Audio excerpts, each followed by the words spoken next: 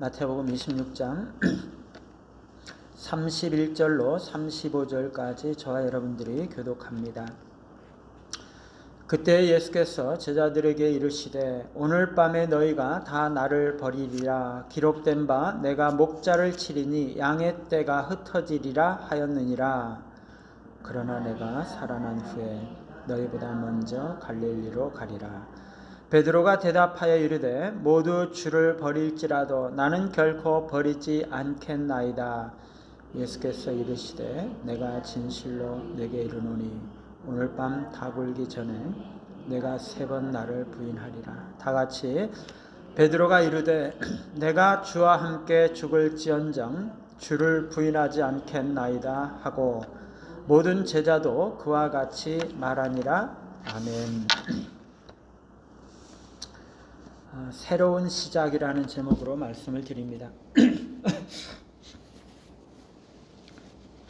오늘 말씀은 예수님께서 붙잡히시게 되고 제자들은 다 흩어지고 베드로는 3번이나 예수님을 부인하게 될 것을 예고하고 있는 장면이죠.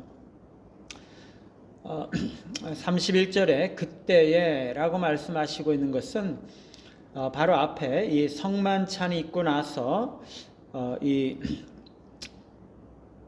그 다락방을 떠나서 그 다음 본문에 나오고 있는 그 겟세마네 동산으로 가던 이 도중이라는 것을 말씀을 하고 있는 거죠. 그때는 틀림없이 저녁 늦은 때였을 것입니다.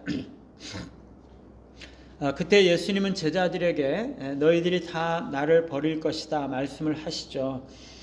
지난 3년 동안 제자들을 그렇게 데리고 다니시면서 그렇게 사랑해 주셨고 그렇게 많은 하나님의 말씀과 진리를 가르쳐 주셨고 그렇게 수많은 이적들을 보여주시면서 예수님께서 살아계신 하나님의 아들이시라는 것을 경험하게 해 주셨지만 이제 예수님께서 십자가에 못 박히시기 위해서 붙잡히시게 되면 제자들이 다 흩어지게 될 것이라고 말씀하고 있는 거죠. 여러분, 이게 우리 인간인 거죠. 얼마나 나약하고 연약한지 모릅니다. 평안할 때는 그렇게 사랑하고 그렇게 친한 관계인 것처럼 보이지만 그래서 정말 어려울 때는 자기 눈이라도 빼어줄 것처럼 그렇게 뜨거웠던 관계지만 정작 자기가 어려움을 당하고 자기 자신이 실제적인 위험에 처하게 되면 지금까지 자기가 받은 것 다 까먹고 그렇게 친하게 충성되고 헌신되게 행동했던 것들이 다 사라지고 오로지 자신의 목숨을 지키기 위해서 모든 것을 다 내버리고 자기만 살 궁리를 하게 되는 것이죠. 오늘 이 말씀은 예수님께서 하시는 말씀은 구약 성경이 예언하고 있는 말씀이죠. 예수님은 스가랴 13장 7절 말씀을 인용하면서 내가 목자를 치리니 양의 떼가 흩어지리라 라는 예언이 임하게 될 것을 말씀하고 계십니다. 양들은요 절대적으로 목자가 필요한 존재들이죠. 목자 없이는 먹지도 못하고 어디 가지도 못하고 병들어도 어쩔 줄 모르고 어려운 일이 있어도 어떻게 할 수 없는 것이 양입니다.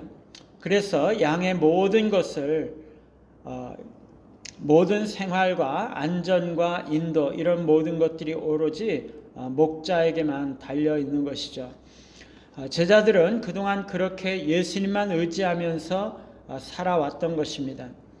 그런데 하나님께서 그의 아들 된 메시아를 십자가에 못 박히도록 원수들에게 넘겨주시게 되면 그 모든 양의 떼 제자들이 다 흩어지게 될 것이라는 말씀이죠. 예수님은 너희가 다 나를 버리리라 이렇게 말씀하십니다. 베드로가 자기는 죽을지라도 예수님을 부인하지 않겠다고 말할 때 모든 제자들도 다 자기도 그렇게 할 것이라고 이야기를 하죠. 그리고 그들은 나중에 실제로 예수님께서 붙잡히시자 다 예수님을 버리고 도망을 갔습니다. 우리가 얼마나 연약한지 모릅니다. 우리는 다 하나같이 그렇게 연약하고 나약하다는 거죠. 베드로는요, 자기는 정말 그렇지 않겠다고 너무나 자신 있게 말합니다. 모두 주를 버릴지라도 나는 결코 버리지 않겠나이다. 여러분, 이게 지금 베드로가 가식적으로 말하고 있는 것인가요? 아니면 과장해서 말하고 있는 것입니까?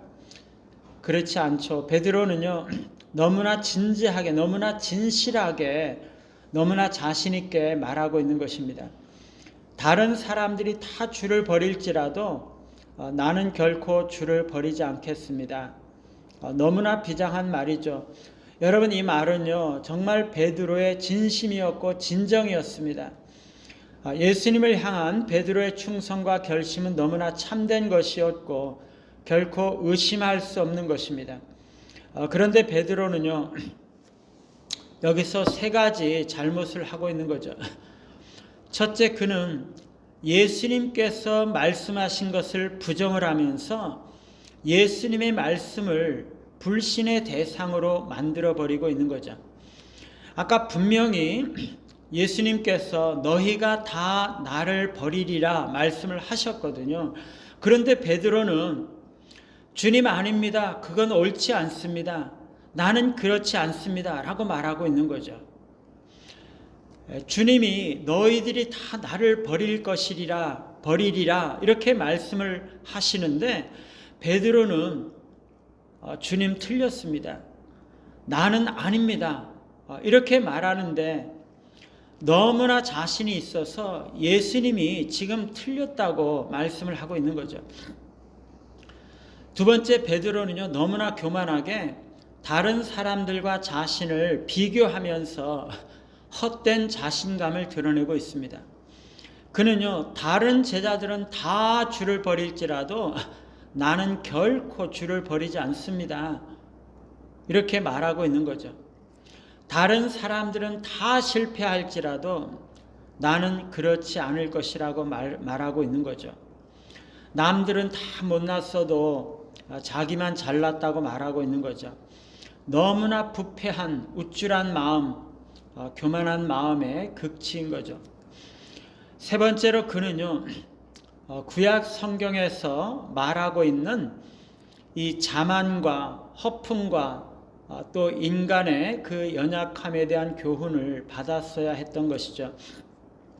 그 골리앗의 허풍과 교만함 후에 찾아온 그 멸망을 배웠어야 했고, 아람의 장군 베나닷이 이스라엘을 쳐들어와서 그렇게 자신을 가지고 너무나 당연히 이길 것이라고 말했지만 추풍낙엽처럼 무너졌던 것과 아수르 왕 사네립이 쳐들어와서 히스기야 왕 앞에 이스라엘의 하나님이라 할지라도 자기 손에서 나라를 건지지 못할 것이라고 큰 소리 쳤지만 그 자랑의 말로가 얼마나 비참한지를 배웠어야 했던 것입니다. 베드로는 참으로 자신은 예수님에 대한 충성심이 순수하고 진실하기 때문에 다른 사람들은 다 예수님을 버릴지라도 자신은 그렇지 않겠다고 말했지만 그는 자신의 그 연약함과 인간의 근본적인 나약함에 대해서 너무나 잘 모르고 있었던 것이죠. 그래서 결국에 베드로는 예수님의 예언대로 3번씩이나 예수님을 부인하고 말았습니다. 베드로뿐만 아니라 제자들도 베드로의 말을 듣고선 다 주를 부인하지 않겠다고 말했지만 다 예수님을 버리고 도망을 갔던 것이죠. 그런데 예수님은요, 그런 제자들과 베드로를 너무나 잘 알고 계셨어요. 그리고 그들을 회복하실 계획을 가지고 계셨던 거죠. 32절에 보니까요, 그러나 내가 살아난 후에 너희보다 먼저 갈릴리로 가리라. 베드로가 3번씩이나 베드로가 그렇게 자신하면서 말하기 전에 예수님은 벌써 그것을 아시고 말씀을 하시는 거죠. 예수님은 비유가 아니라 정확한 언어로 자신이 죽음 이후에 부활할 것을 말씀을 하십니다. 그리고 다시 제자들보다 먼저 갈릴리로 갈 것이라고 말씀을 하십니다. 왜 그분이 갈릴리로 가시게 됩니까? 갈릴리는요, 제자들의 고향일 뿐만 아니라 그들이 맨 처음 부름받은 곳이고 예수님과 함께 하나님 나라에 대한 꿈을 가지고 첫 출발했던 곳이죠. 제자들이 예수님께서 십자가에 못 박히신 후에 흩어져서 낙담하고 혼란과 두려움에 빠져서 모든 것을 포기하고 그들의 고향으로 되돌아갈 것을 예수님은 아셨던 거죠. 그러나 주님은 그들보다 먼저 갈릴리로 가셔서 그들을 만나시겠다는 것입니다.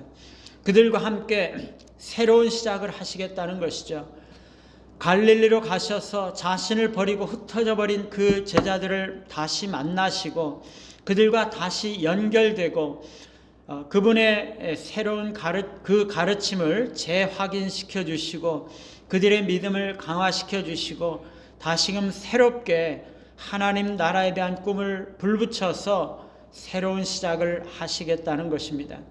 우리 주님은요, 제자들의 연약함과 그 실패에도 불구하고 그들을 돌보시며 그들을 믿어주시고 격려하시고 새로운 힘과 용기를 주셔서 그들에게 새로운 꿈을 회복하게 해 주시려는 것입니다. 사랑하는 여러분, 우리는 너무나 연약합니다. 우리가 우리 자신의 연약함과 부족함을 직시하고 인식할 필요가 있습니다. 그러나 우리 주님은 그것을 이미 다 알고 계십니다. 우리의 실패와 연약함에도 불구하고 우리에게 새로운 출발을 할 수 있도록 용기 주시고 이끌어 주시기를 원하시는 주님이신 거죠. 우리의 인간적인 헛된 자만을 버리고 참으로 겸손하게 주님을 의지하며 실패에도 불구하고 용납하시고 격려하시는 주님을 의지하며 주님의 맡겨주신 사명을 끝까지 잘 감당하시는 우리 모두가 되시기를 간절히 바랍니다. 찬송가 341장입니다.